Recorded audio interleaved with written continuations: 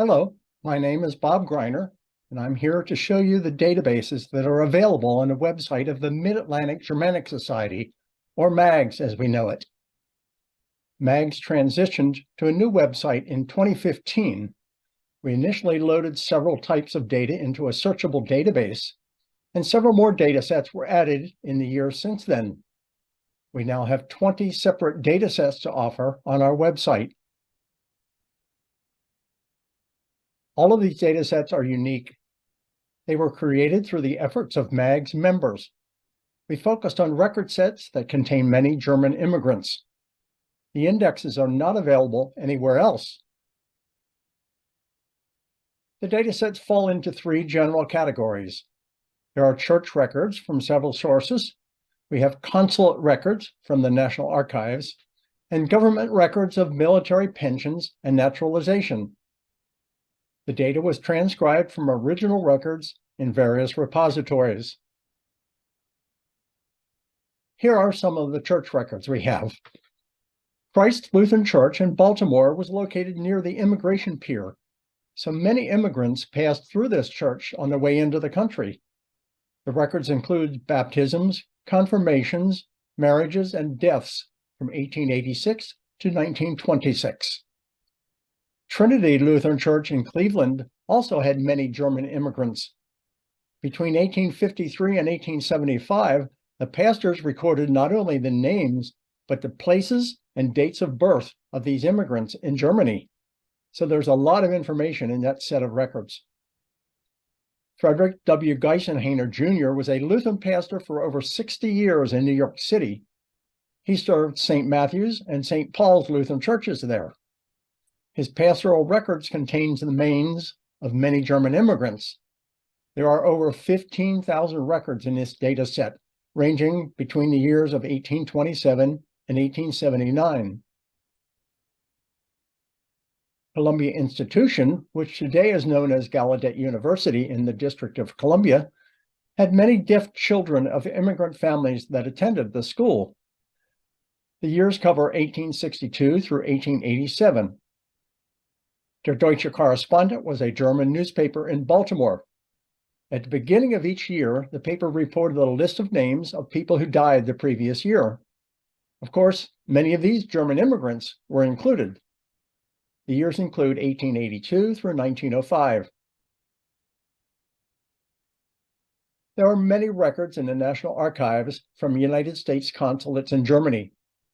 These include, among others, consular dispatches, which are messages from the consul to the State Department, instructions from the State Department to the consulate, lists of services rendered by the consul, and estate cases handled by the consul on behalf of German or American citizens.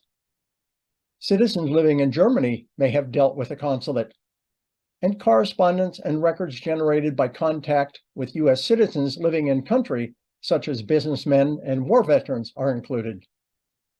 Names of individuals were extracted by carefully reading through these records. They cover the years from 1860 through 1906.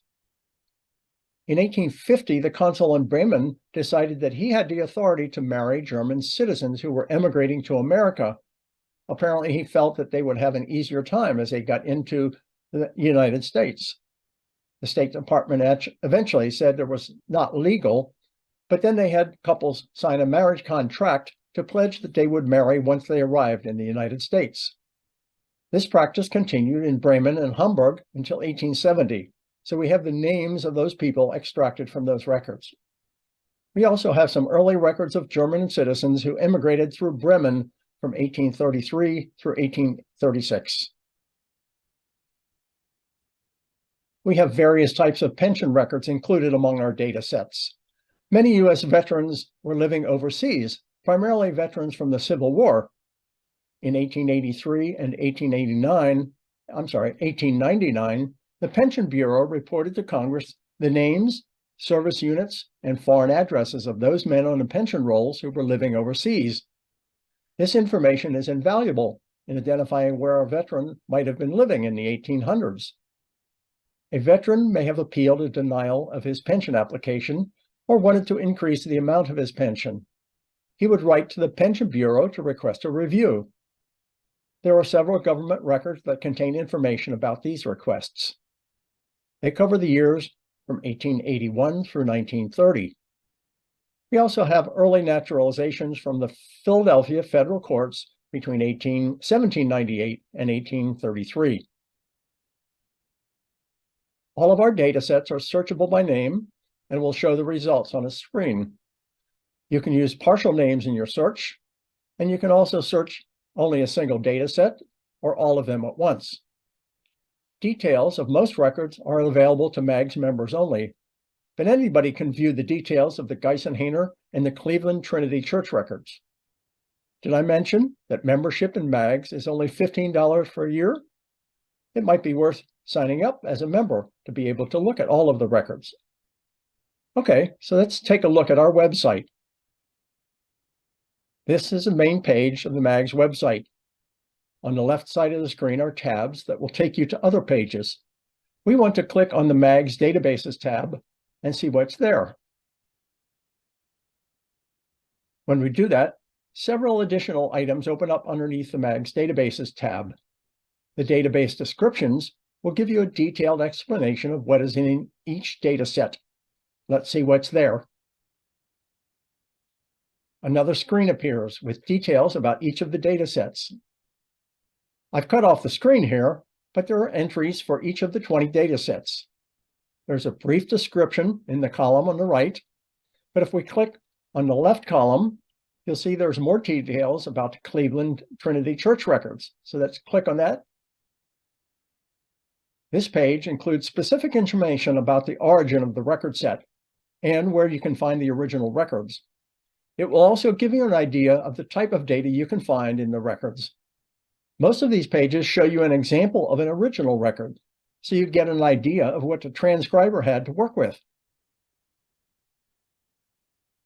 If we go back to the main page and now click on Public Database Search, we can proceed to search the databases.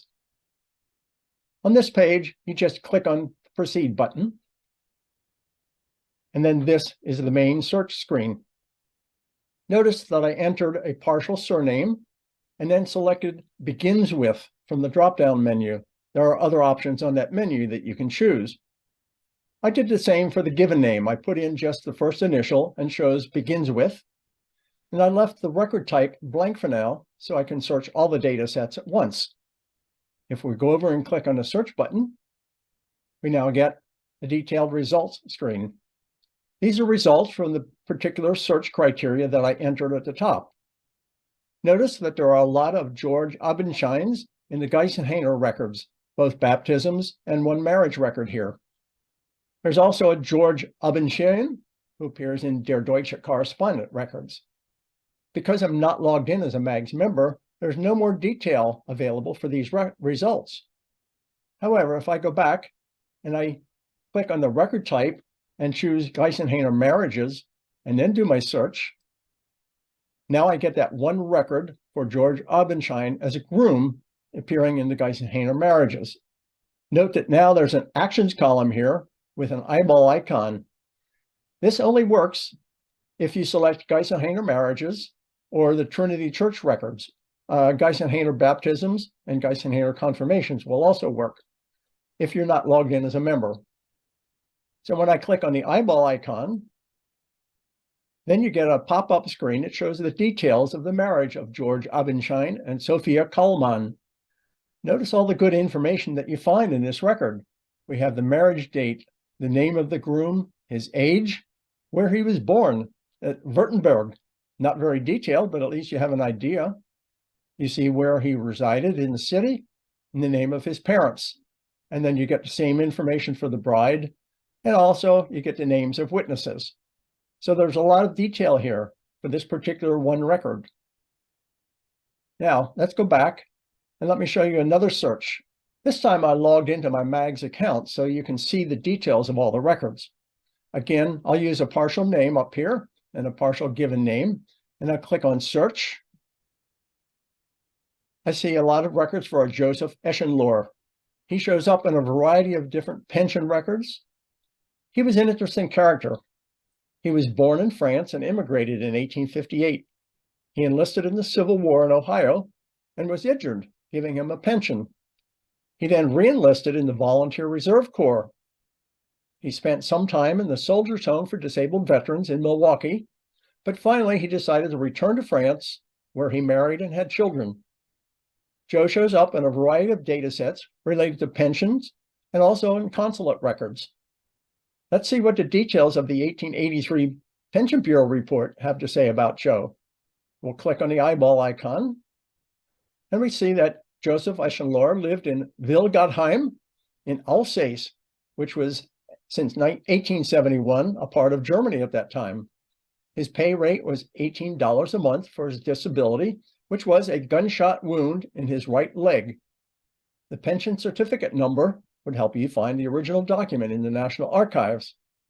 This information was copied directly from the Pension Bureau report, and the information at the bottom tells exactly where you can find that information. Let me show you one more example.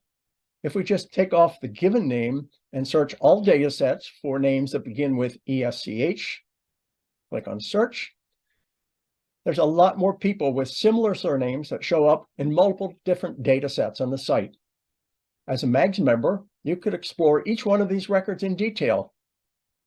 These are just a few examples of the types of database searches that you can do on the MAGS website. Thank you for listening.